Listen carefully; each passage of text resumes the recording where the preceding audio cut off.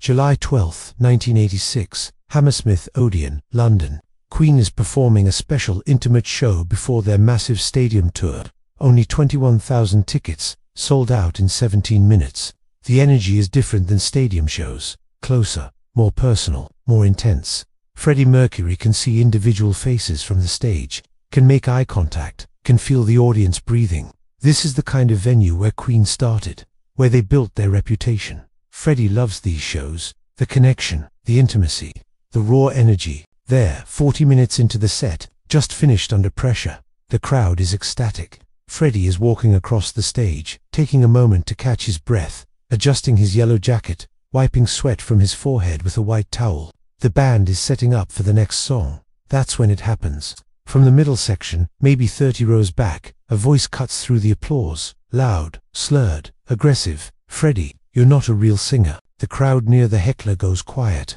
People turn around, looking for who shouted. Security starts moving toward the area, but the voice continues. Louder now, more aggressive. "You just prance around in costumes. You're not a real singer like Robert Plant. You're just a bloody show-off." The voice belongs to Marcus Wheeler, 38 years old, music journalist from Manchester. Been drinking since noon, 6 pints at the pub, 3 more in the venue.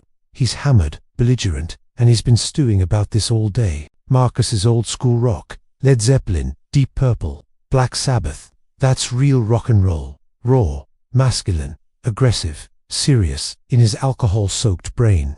Freddie Mercury represents everything wrong with modern rock. Too theatrical, too flamboyant, too much costume, not enough authenticity. He's been writing negative reviews of Queen for years, calling them style over substance, saying Freddie is more performer than musician, that Queen is stadium pop dressed up as rock. Tonight, drunk and emboldened, Marcus decides to say it to Freddie's face. The arena is dead silent now. 21,000 people frozen, waiting to see what happens. Brian May stops playing. Roger Taylor stands up from his drums. John Deacon looks at Freddie, waiting for a signal. Freddie stands at the center of the stage, microphone in hand, looking in the direction of the voice. His face is neutral, not angry, not offended, just listening. "Say that again," Freddie says into the microphone. His voice is calm, almost gentle. "I want to make sure everyone heard you." Marcus, too drunk to recognize the danger, stands up in his seat, points at Freddie,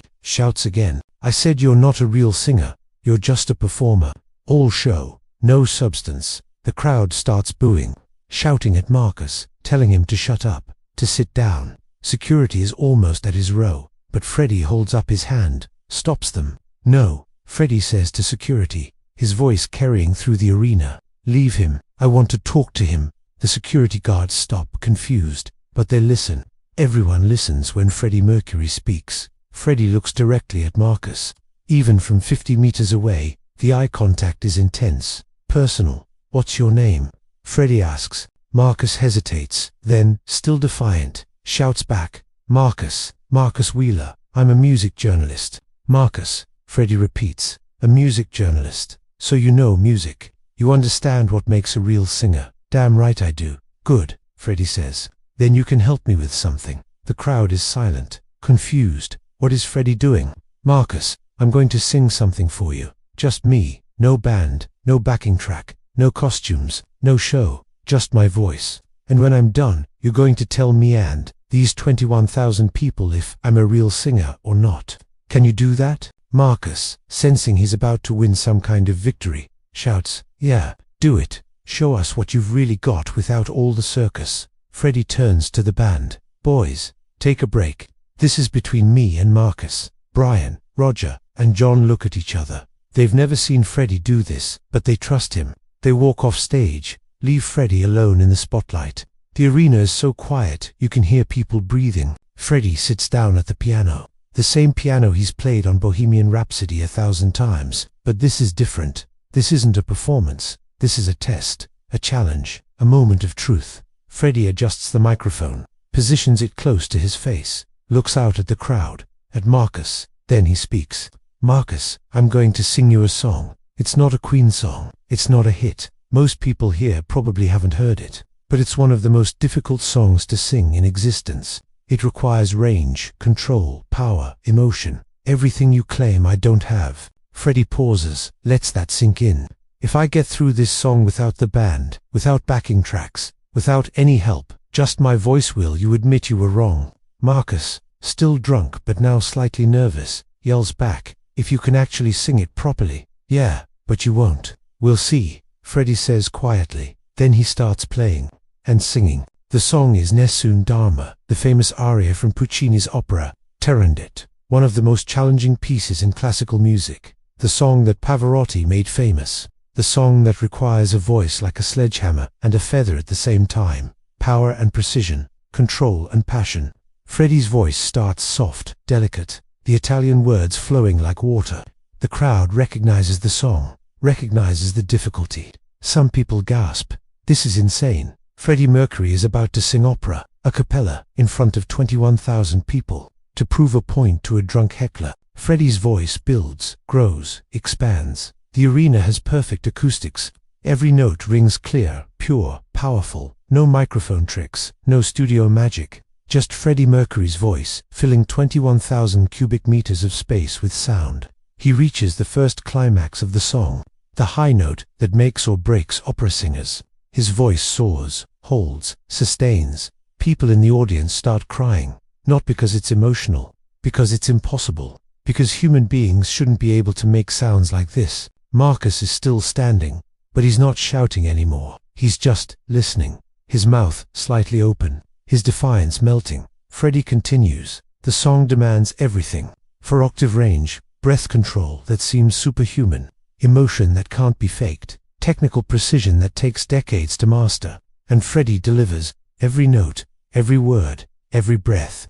The final note approaches vincero. I will win. The note that Pavarotti holds for what feels like forever.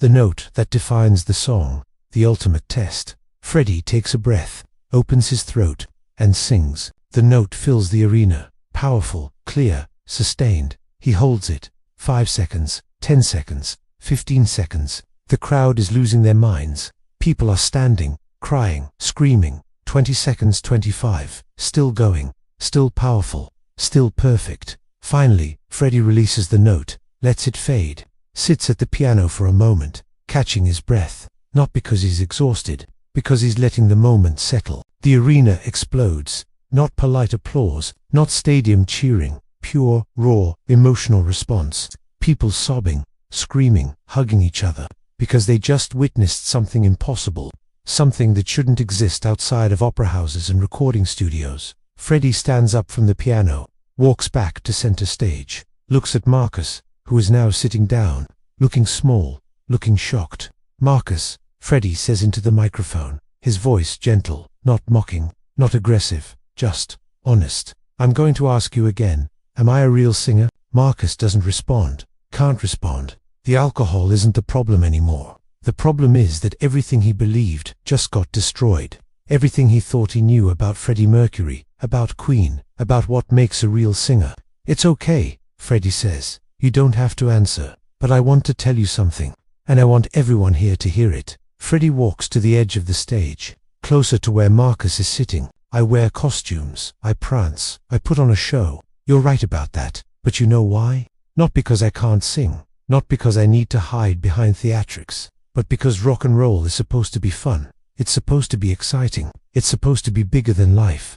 The crowd is silent, listening. I can sing opera. I just proved that. I can sing ballads. I can sing rock. I can sing blues. I can sing anything. But I choose to put on a show. I choose the costumes. I choose the theatrics. Not because I have to, because I want to. Because making people happy, making them escape their boring lives for 2 hours, that's what this is about. Freddie points to the crowd. These people work hard. They have problems. They have stress. They have pain.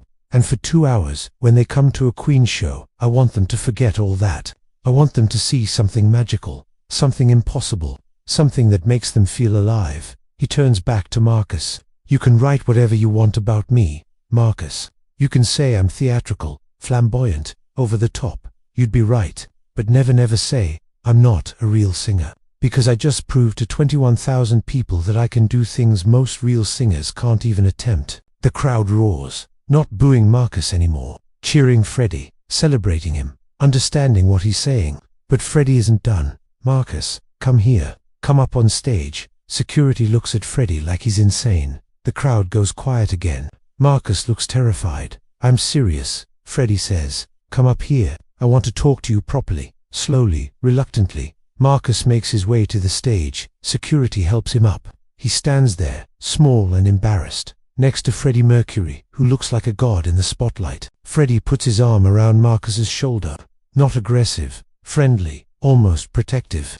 Marcus writes for music magazines. Freddie says to the crowd, he's passionate about music. That's not a bad thing. Passion is good. But Marcus, can I give you some advice? Marcus nods. Can barely speak. Don't confuse authenticity with simplicity. Just because something is theatrical doesn't mean it's fake. Just because something is fun doesn't mean it's not serious. Queen is both. I'm both. I can sing opera and I can prance around in a leotard. Both are real. Both are me. Freddie squeezes Marcus's shoulder. And one more thing. Before you criticize someone, make sure you understand what they're capable of. Make sure you're not just criticizing the surface. Because underneath this costume, Freddie gestures to his yellow jacket. Underneath all the show, there's a real singer. There's a real musician. There's a real person who works incredibly hard to make this look easy. The crowd applauds. Marcus is crying now. Not from sadness, from shame, from realization, from understanding. Marcus, I'm going to let you stay up here for the rest of the show. Freddie says, I want you to see what we do. Really see it, from the stage. See how hard we work. See the precision. See the musicianship. And then you can write whatever you want. But at least it'll be informed. Brian, Roger, and John return to the stage. They're grinning. They heard everything. They're proud of Freddie. This is why he's their frontman. This is why Queen works. Marcus stands at the side of the stage for the next 90 minutes. Watches Queen perform. Sees Brian May's guitar work up close. Sees Roger Taylor's drumming. Sees John Deacon's bass precision. Sees Freddie command 21,000 people with nothing but his voice and presence. And Marcus Wheeler learns something. About music. About performance. About what it means to be a real singer. After the show, backstage, Marcus approaches Freddie. Sober now. Mortified. Apologetic. I'm so sorry, Marcus says. I was drunk. I was stupid. I was wrong. Freddie smiles. You were drunk. That's true. But you weren't wrong to question. You were just wrong about your conclusion. Can I write about tonight? Marcus asks. About what you did. Of course, Freddie says. That's your job. Just be honest. Marcus Wheeler's article appeared in NME 3 days later. The headline, I called Freddie Mercury fake. Then he sang opera and changed my life. The article became famous. Not just because of what happened, but because of Marcus's honesty. His admission that he'd been wrong. His explanation of what he learned. I thought real singers were simple, Marcus wrote. Raw, unadorned. I thought theatricality was compensation for lack of talent. I was wrong. Freddie Mercury taught me that the greatest artists are the ones who can do everything. Opera, rock, ballads, performance, and they choose which parts to emphasize. That's not fake, that's mastery. The article went viral, got reprinted in magazines worldwide. People talked about it for months. Not just Queen fans, music critics, opera singers, performers of all kinds. Luciano Pavarotti, the greatest opera tenor in the world, read the article, sent Freddie a letter.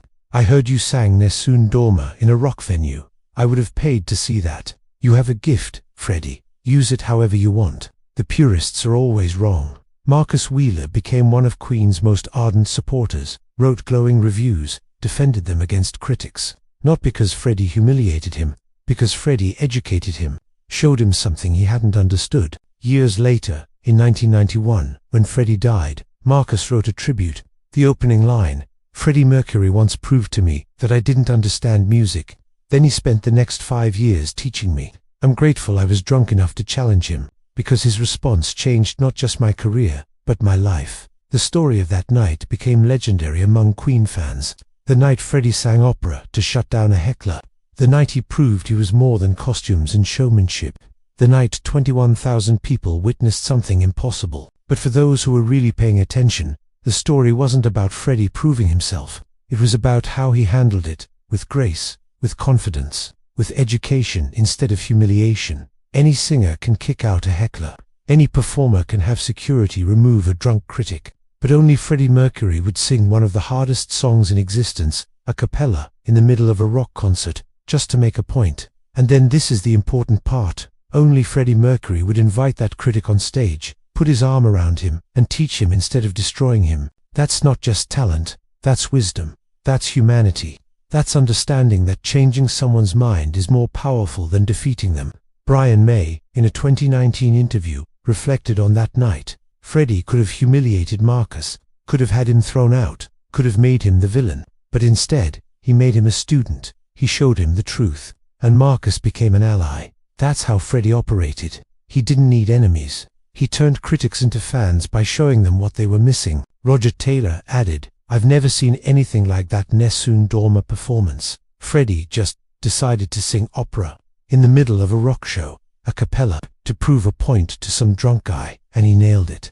That's Freddie. He could do anything. He just usually chose not to show off. But when someone challenged him, he'd remind you exactly who you were dealing with." The performance was bootlegged.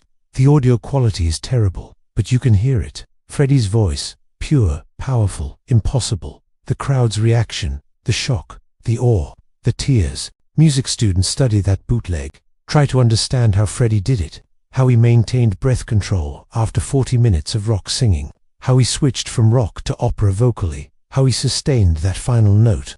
Vocal coaches use it as an example. This is what peak human vocal ability looks like. Freddie Mercury had a 4-octave range, perfect pitch, breath control that defied physics, and the confidence to use all of it when challenged. But the real lesson isn't about vocal ability, it's about how you handle critics, how you respond to challenges, how you prove yourself without destroying others. Freddie Mercury could have embarrassed Marcus Wheeler, could have made him a joke, could have had 21,000 people mock him. Instead, he educated him, helped him, showed him truth. That's power. That's real strength. That's what separates legends from performers. If this story moves you, think about how you handle criticism, how you respond when someone doubts you. Do you destroy them? Or do you educate them? Do you make them your enemy? Or do you show them what they're missing? Freddie Mercury turned a drunk heckler into a lifelong supporter by singing one song and speaking with kindness. That's the real magic, not the voice, the humanity.